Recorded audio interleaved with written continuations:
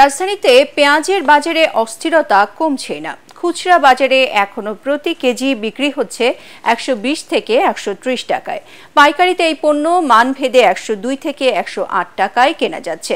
নানা অজুহাতে চালের দামও ঊর্ধ্বমুখী। মোটা চালের দাম কেজিতে বেড়েছে 2 টাকা। টমেটো, গাজর আর কাঁচামরিচের কেজি 140 টাকারও বেশি।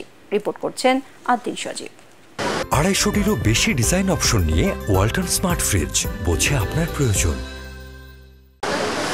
ঢাকার পাইকারি বাজারগুলো পেঁয়াজে ভরপুর হলেও দামে সেঞ্চুরি হাঁকাচ্ছেন বিক্রেতারা। 120 থেকে 130 টাকা কেজি চাওয়া হচ্ছে ক্রেতাদের কাছ থেকে। অবশ্য মিশর থেকে আমদানি করা বড় মোটা পেঁয়াজ 85 টাকা কেজিতে মিলছে। এটা হলো অরিজিনাল দেশিটা, পাবনারটা। আবার এর মধ্যে আরো একটা পিস আছে আপনার 102 টাকা, ওটা হলো আপনার ফরিদপুরের। তো কেজি হিসাবে কিনতে 100-130 টাকা করে রাখে। এখন এনে তো কিছু কম পাইলাম, এই জন্য।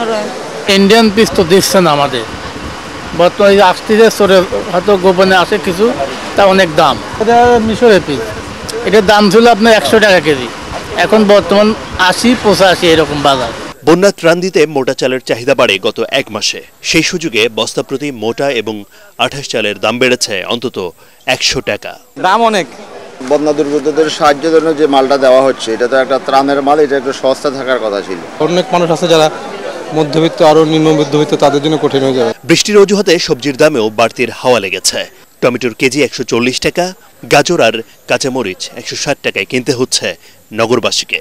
অস্থিরতা কমছে না আলুর বাজারেও। পারানের হাজার হাজার টন মাল দিচ্ছে না, জিনিসটা কাটছে না, কাটতে দিচ্ছে না।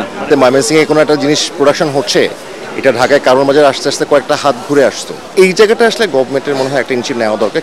বেগুন আগে প্রায় 65-70 টাকা করে কেজি নিয়েছি, আজকে 80 টাকা কেজি দেখতেছি। ডিমের ডজন 150 থেকে 155 টাকা পর্যন্ত।